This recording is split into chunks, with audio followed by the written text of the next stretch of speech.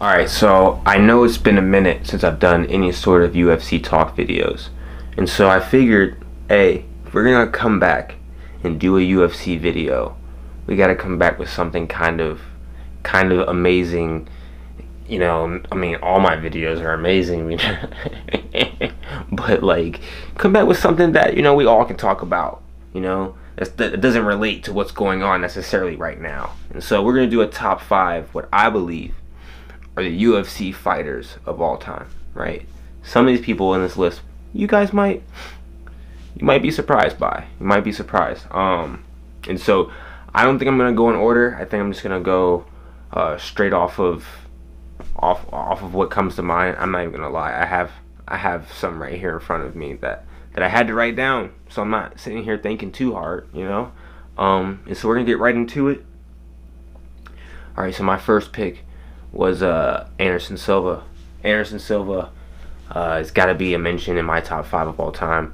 The way he finished certain fighters, his streak.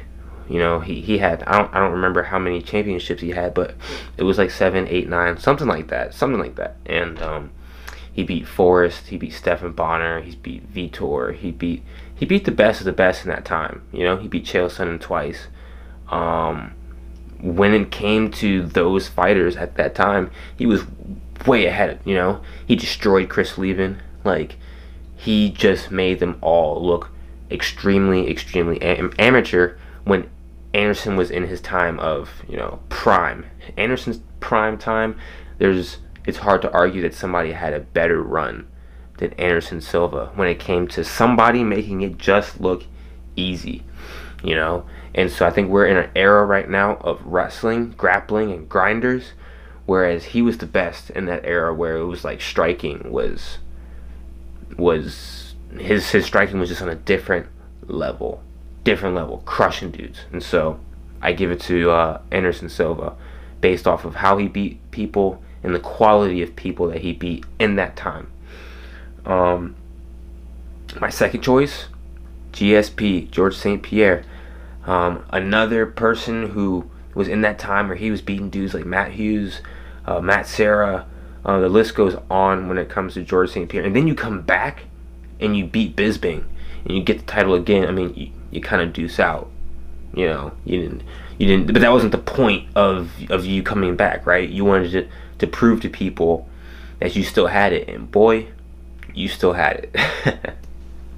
And so GSP's gotta be on my list. He was one of the more consistent fighters too. One of the fighters that always seemed to always be in shape. He never really took time off. You never really saw GSP out of shape. He was always a consistent dude. One of the best, well-respected champs. I gotta give it to GSP. Yeah, gotta give it to GSP.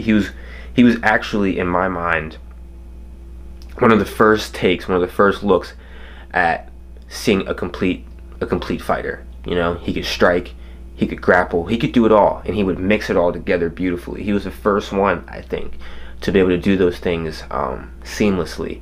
And so GSP.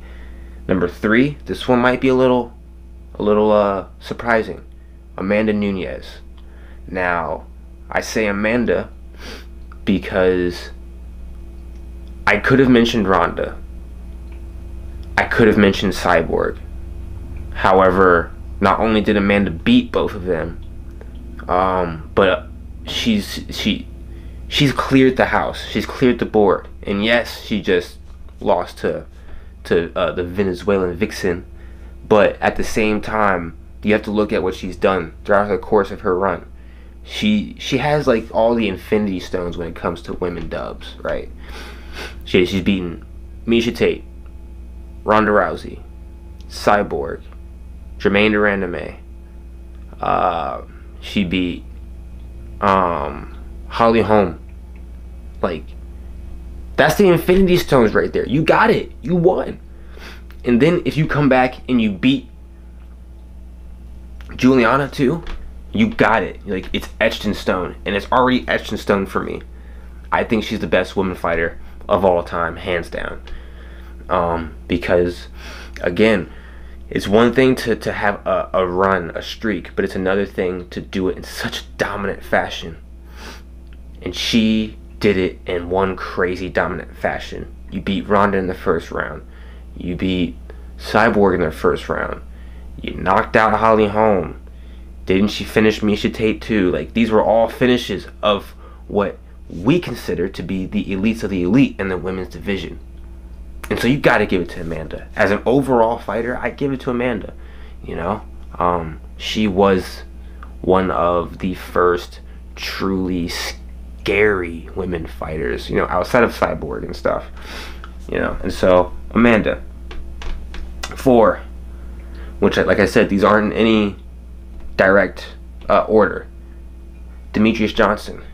I think Demetrious Johnson, he was somebody who has won the UFC and won championship title, and I think that in itself makes you spectacular as a fighter. I know he's taken a couple L's and he took that L to Henry Cejudo in UFC, but when it comes to, again, how he finished his fights, it seems like some people have forgotten that finish he had on, what was it, Ray Borg, I think it was. It's a flying armbar. Like, first legit flying armbar, like late in the 5th round, and that's how you finish the fight. You know, you knock out Joseph Benavidez when you're in a weight division where you don't knock out anything but flies. I'm gonna be honest. You just don't have power in that weight class. You know, you finish Henry Cejudo, you know, and you barely lost in that second fight with Henry. And so, not to mention everybody else that Demetrius cleaned. And so it's like he had one of the more impressive runs in my mind. He really changed the mindset, I think, for a lot of UFC viewers as to what it meant to be watching the smaller fighters. And that's huge because smaller fighters always have this stigma of being more boring. People wait to see the heavyweights. That's why you always see heavyweights in the main events. You never see the little guys in the main events. And I think Demetrious Johnson, although he didn't bring as much light as the little guys maybe should have, he definitely brought more to it. And the fact that when we mention greats, you have to mention a 125 pounder, and that's Demetrious Johnson. And so that's why he's got to be mentioned in my top 5. And then lastly, some of you may not like this answer, but you got to mention him, Jon Jones. Jon Jones is in my top 5 of all time. Jon Jones has had one of the most spectacular runs in UFC history, based off of who he's beaten, how he's beaten them, his style points also come into play too. You subtract everything that he's done outside of the ring. If we're talking about pure fighter experience, pure fighter talent and technique, you've got to give it to Jon. Think about the people that he's beaten and how he's beaten them. Even if it was certain fights that were close, like Gustafsson, or his later fights that weren't as spectacular, you have to look at, first of all, the length of which he defended his belt and the people he defended it against, and what that meant. Like the fight with Gustafsson, he thought it was going to be a run through, but it wasn't. You know, he was challenged in that fight, but that doesn't discredit him any further to me as a fighter, because that showed that he had heart, that he could go 5 rounds, hard 5 rounds, to where you're not in control the whole 5. And so that showed a lot. It's super unfortunate that Jon has been in the string of events that he's been in, but like I said, I'm not talking about those. I'm talking about as a fighter. And so when you see the creativity that Jon had, he was probably one of the first super noticeably creative fighters, to where he could go for a takedown and then hit you in the head with a spinning elbow in transition, like stuff that nobody would see. You know, you see a 205 dude throwing flying knees with the wingspan that he has, with his ability to think in there. Jon, you can't not mention Jon to be in your top 5, honestly. If you're just focusing on fight ability. And runner-ups would definitely be people like BJ Penn, Khabib. Those are definitely the first 2 that come to mind. If you guys have anybody else that come to mind that you think might be or should be mentioned in the greatest of all time, comment down below. But I'm really, really confident in the 5 that I chose and in the runner-ups that I have. They were game changers. They really changed the culture of their division and the UFC as a whole. And so wow, I talked for 11 minutes. That's impressive.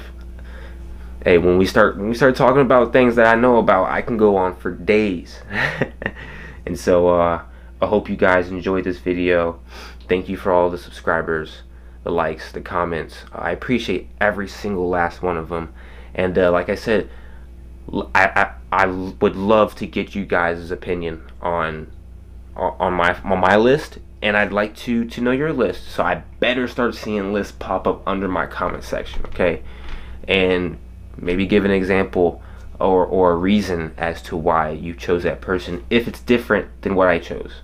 All right? And so I'll catch you guys in the next video, and I'm definitely gonna put out more UFC talks.